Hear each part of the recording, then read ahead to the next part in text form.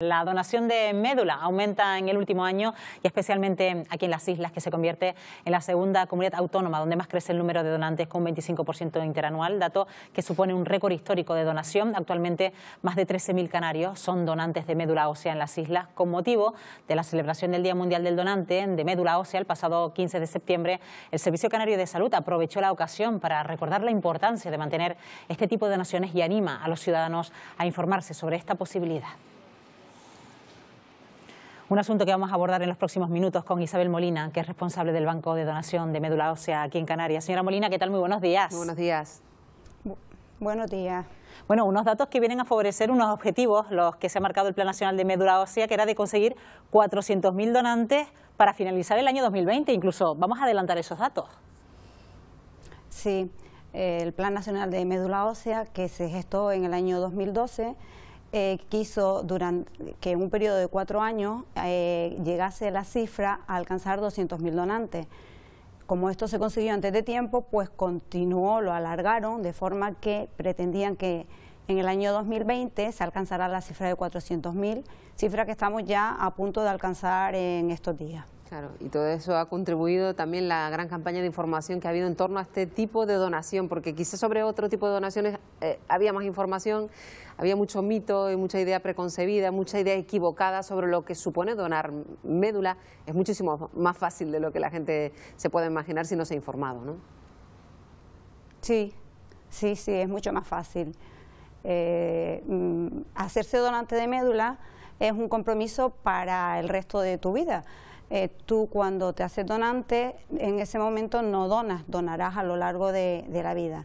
Entonces, la persona que quiera hacerse donante, pues se tiene que dirigir a algún banco de sangre, en el caso de Gran Canaria, al Servicio de Inmunología del Hospital Dr. Negrín, y hacerse una extracción de sangre y firmar una hoja de consentimiento.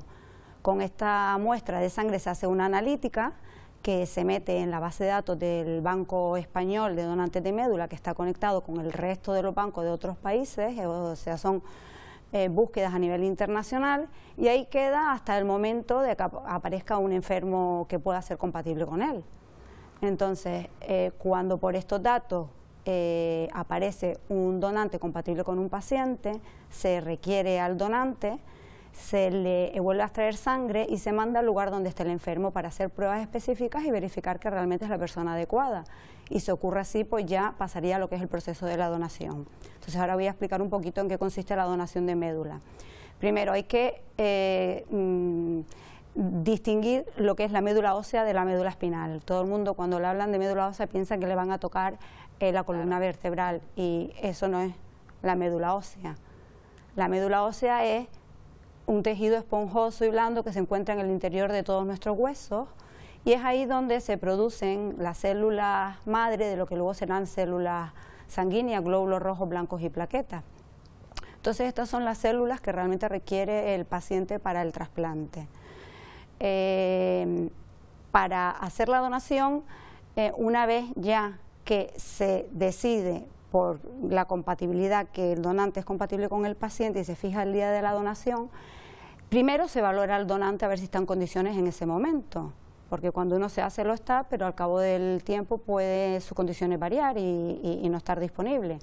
Y si es así, pues se fija el día de la donación. Entonces, 5 días antes a este día de la donación se le trata al donante con una medicación que es una sustancia que nosotros producimos para producir estas células que están dentro de nuestro hueso, y durante este tratamiento, durante 5 días, produce mayor cantidad, de forma que al cabo del 5.º día ya estas células estén en sangre.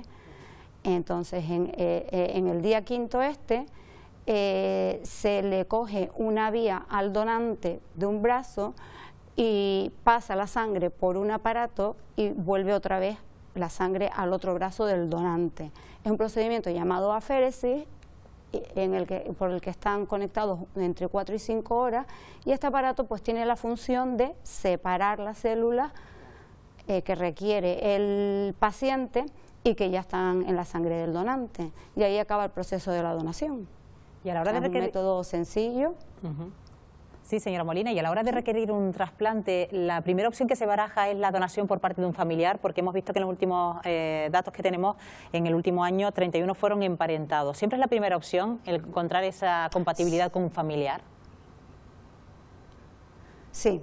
Lo primero que se hace cuando un paciente está en búsqueda de, que necesita un trasplante es hacer lo que es el tipaje familiar, el estudio en la familia. Se tipan a todos los hermanos y a los padres.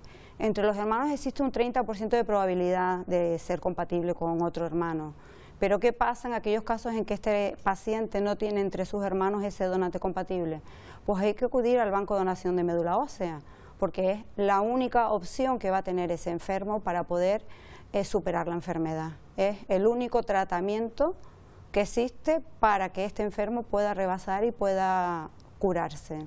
En este caso sí que hay una limitación, un cambio que entraba en vigor hace algunos meses con respecto a los donantes y que tienen que tener en cuenta todas las personas que se lo estén planteando a día de hoy, porque solo pueden donar los que sean pues menores de 40 años. ¿Y eso a qué se debió ese cambio?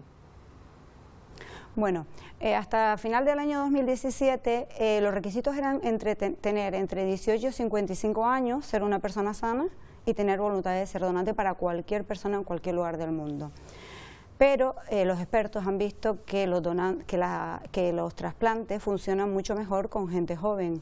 Entonces, como ya en cantidad hemos alcanzado una cantidad razonable, ahora lo que buscan es calidad. Entonces, por eso es por lo que se ha bajado la edad a 40 años para que toda esta franja de edad pues se involucre y conseguir a estos donantes que son mucho más, que llevan mucho mejor el trasplante con gente más joven. Incluso los datos reflejan, señora Molina, que el trasplante es mucho más efectivo si se trata de un hombre, más que una mujer. Vamos a ver, el perfil del donante es mujer, de 32 años, el 60 y pico % de los donantes.